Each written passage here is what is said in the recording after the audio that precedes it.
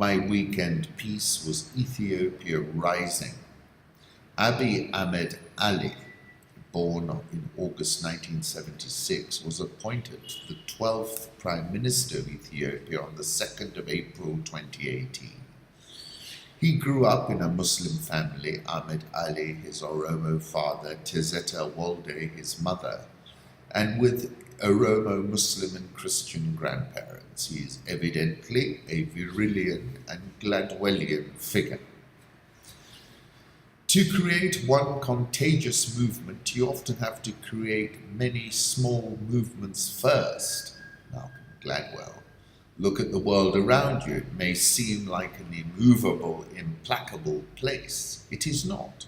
With the slightest push in just the right place, it can be tipped. He has been Prime Minister for 90 days. During those 90 days, he has crisscrossed the country. He has ended a state of emergency, released thousands of political prisoners, thawed relations with Eritrea, bagged $1 billion from the UAE's MBZ, announced a dramatic economic about-turn, and that's not the end of it. In matters language and linguistics, he has tapped into a Nelson Mandela 1994 mood. These 90 or so days represent the most consequential arrival of an African politician on the African stage since Mandela walked out of prison, blinking in the sunlight, and constructed his rainbow nation.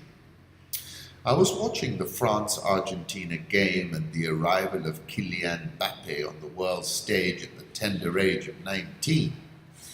I recalled watching the whirling dervishes of the Mevlevi order on a night of a full moon in Konya, Turkey. I thought to myself, what do they all have in common with Abiy Ahmed? It's all about speed and velocity. Paul Virilio terms it dromology, which he defined as the science or logic of speed. He notes that the speed at which something happens may change its essential nature, and that which moves with speed quickly comes to dominate that which is slower. Whoever controls the territory possesses it. Possession of territory is not primarily about laws and contracts, but first and foremost a matter of movement and circulation. Virilio argues that the traditional feudal fortified city disappeared because of the increasing sophistication of weapons and possibilities for warfare. For Virilio, the concept of siege warfare became rather a war of movement. Abiy Ahmed has moved at lightning speed. The old guard is like the traditional feudal fortified city. He said on the 19th of June the people of Tigray are still begging for a drop of water.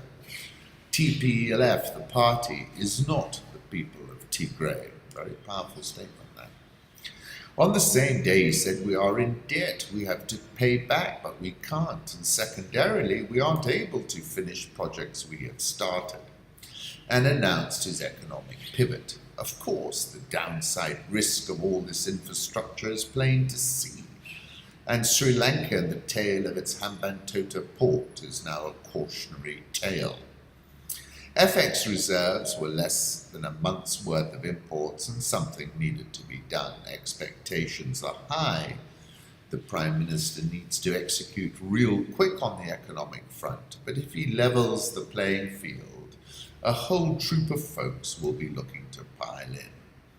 That troop will include the Ethiopian diaspora, foreign investors, and I'm sure our very own Safaricom, who must have already presented the Prime Minister with a copy of the MIT research on M-Pesa, which confirmed access to mobile money services increased daily per capita consumption levels of 2% of Kenyan households, lifting them out of extreme poverty.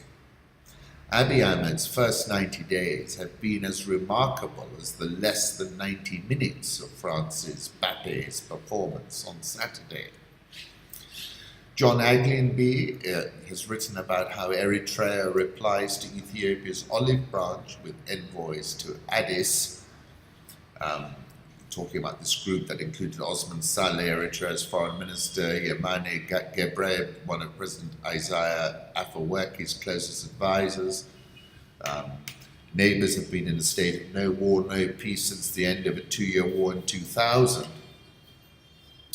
But Abiy said this: our desire is to love rather than hate, at a state dinner he hosted during the envoy's visit.